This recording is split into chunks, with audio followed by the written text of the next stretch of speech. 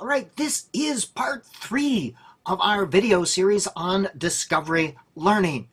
We have learned from the previous video there are 2 types of discovery learning: open discovery learning and guided discovery learning. This is what we will talk about today.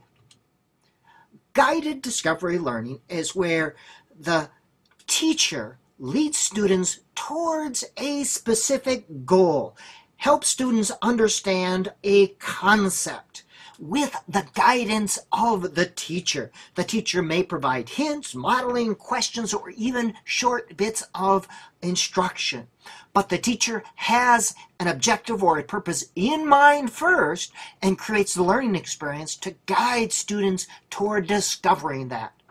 Research shows, and I don't have it cited, but I can if you want, that guided discovery learning is generally more effective than open discovery learning. However, guided discovery learning is still open-ended, yet specific. And like the other type of discovery learning, students often discover things that are far beyond the lesson purpose or objective. But it is explicit. It does involve explicit instruction in that there is a defined objective or purpose. The teacher acts more as a coach to make sure that students get it right or get the necessary information. Some examples of guided discovery learning, of course, Socratic questioning, where the teacher asks questions to stimulate a particular type of thinking to bring students toward a realization. This was originally used to examine moral or philosophical issues. It does, however, require students to have sufficient background knowledge.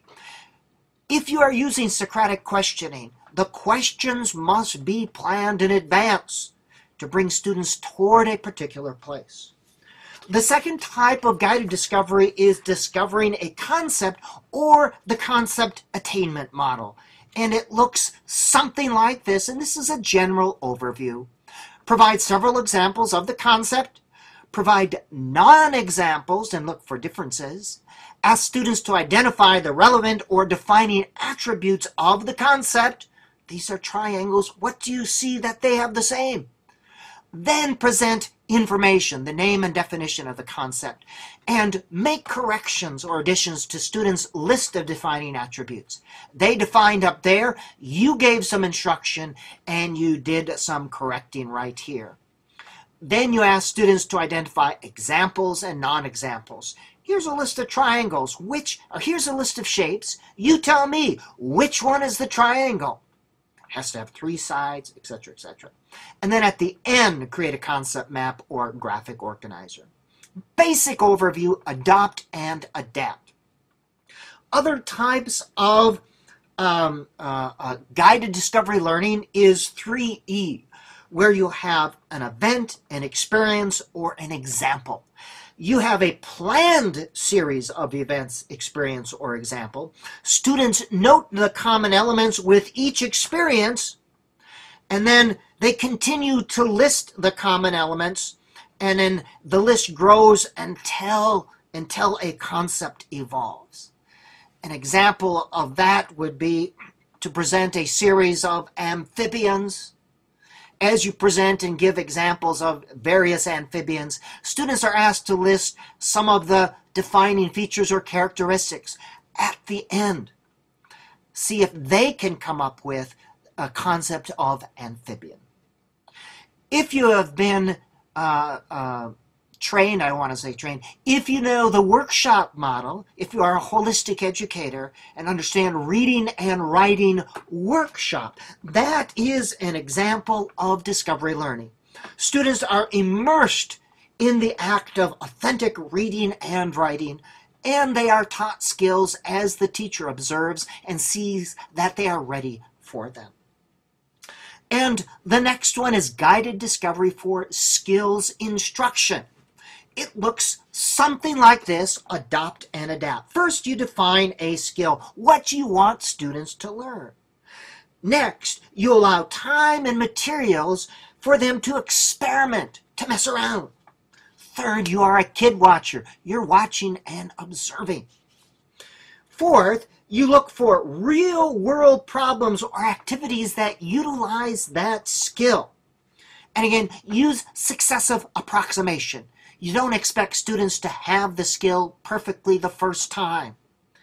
And then, number 5, you teach the sub-skills as students are ready for them in mini lessons.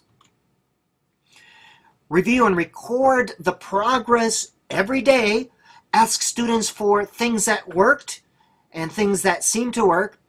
And this, again, is very much like whole language instruction in that guided discovery for skills instruction, you immerse them in a real task. In the case of writing workshop, in real writing, you give feedback, instruction as needed. You ask them what they've learned about sentences or paragraphs or descriptions or summaries or whatever. When we talk about direct instruction or less direct instruction, it's not either or. Sometimes it's a matter of degree or emphasis. Good teachers have a variety of strategies. Good teachers do not fixate on any one particular model of instruction or one particular strategy. Discovery learning is not a matter of anything goes. It's not fishing around for something. It's not chaos. It is planned. So good discovery learning, whether it's open discovery or guided discovery learning, takes careful, thoughtful planning.